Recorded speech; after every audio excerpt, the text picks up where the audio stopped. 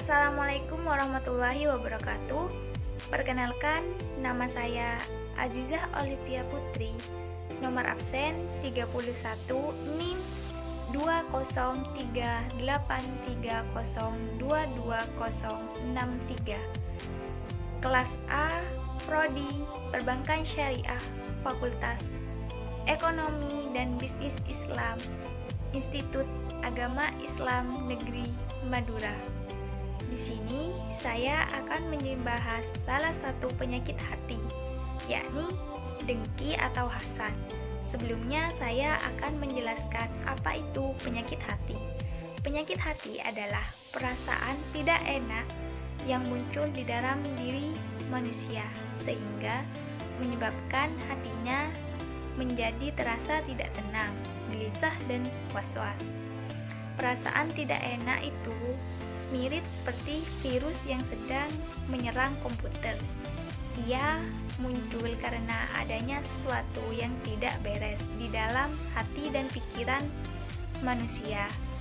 Jika hati dan pikiran manusia itu telah diserang oleh virus yang bisa membahayakan iman seseorang muslim tersebut, maka sulit bagi manusia untuk bisa mengendalikannya, apalagi untuk menghilangkannya, sebab sekali ia tidak menempel di dalam hati dan pikiran manusia, semakin sulit bagi manusia untuk menghalangi proses penyebarannya. Menurut para musalaf, orang-orang yang hatinya sedang sakit itu biasanya sering mengalami kesulitan untuk mengendalikan emosinya. Sebab emosi seseorang yang hatinya sedang sakit itu sempat tidak stabil karena orang tersebut gampang sekali goyah.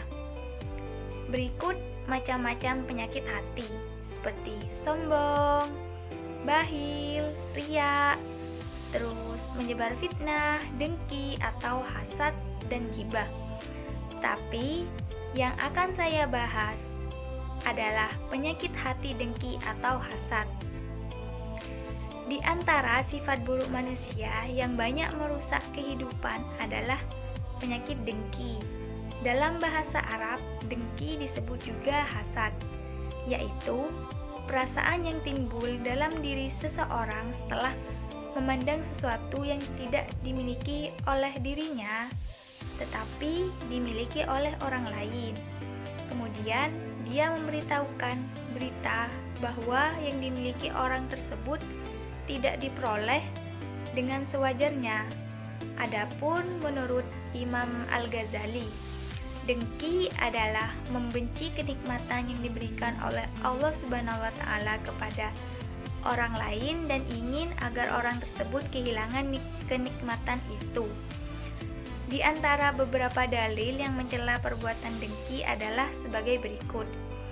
Allah Subhanahu wa Ta'ala berfirman dalam Quran surat An-Nisa ayat 54 yang artinya, ataukah mereka dengki kepada manusia Muhammad karena karunia telah diberikan Allah kepadanya?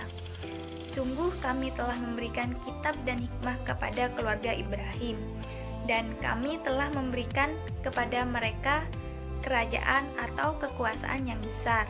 Rasulullah juga bersabda, janganlah kamu saling mendengki, saling membenci, dan saling merugikan. Jadilah kamu hamba-hamba Allah yang bersaudara. Menurut hadis riwayat Muslim.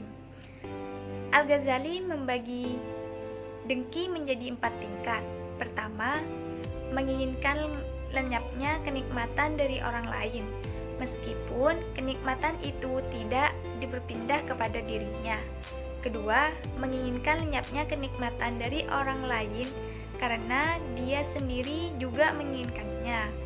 Ketiga, tidak menginginkan kenikmatan itu sendiri tetapi menginginkan kenikmatan yang serupa. Jika dia gagal mencapainya, dia berusaha merusak kenikmatan yang dimiliki oleh orang lain tersebut. Yang keempat, menginginkan kenikmatan yang serupa. Jika gagal mencapainya, dia tidak menginginkan lenyapnya kenikmatan itu dari orang lain.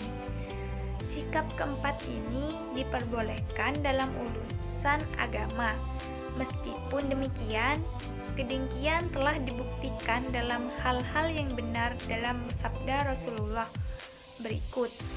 Tidak dibenarkan adanya kedengkian atau hasad itu, melainkan dalam dua hal, yaitu seseorang yang dikaruniai harta oleh Allah, kemudian dipakai untuk hak yang sampai habis harta itu, dan seseorang yang dikaruniai ilmu oleh Allah, kemudian dia mengamalkannya serta mengajarkannya kepada orang lain, menurut hadis riwayat Al-Bukhari.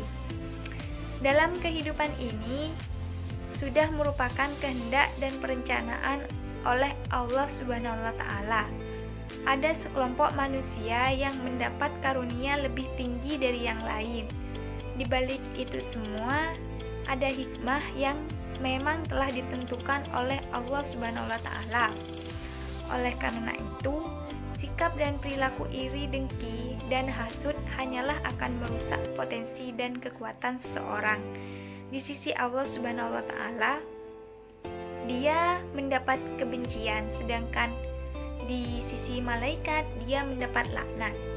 Ketika sendirian hanya kerisauan dan duka yang menemani, dan ketika dia sakaratul maut hanya sukar dan berat serta ketakutan yang ada. Pada hari kiamat dia mendapat malu dan siksa. Oleh sebab itu, apabila penyakit dengki mulai bersarang dalam hati kita, segeralah berusaha mengobatinya dengan cara berikut. Yang pertama, minta maaf kepada orang yang didengki atau dihasati. Walaupun itu terasa berat, Nabi Muhammad bersabda, "Berjabat tanganlah kamu atau minta maaf, niscaya akan hilang darimu penyakit dengki, tunjuk menunjuki, dan cinta mencintailah kamu, niscaya akan hilang iri hati." Menurut hadis riwayat Malik. Yang kedua, menyadari dan mengingat bahwa semua nikmat yang diberikan oleh Allah Subhanahu wa Ta'ala kepada umat Islam yang dikehendakinya sudah pasti tidak merugikan orang lain. Sebab nikmat yang diberikan oleh Allah Subhanahu wa Ta'ala kepada seorang tidak ada sangkut pautnya dengan orang lain. Demikian yang dapat saya sampaikan, kurang lebihnya mohon maaf. Wassalamualaikum warahmatullahi wabarakatuh.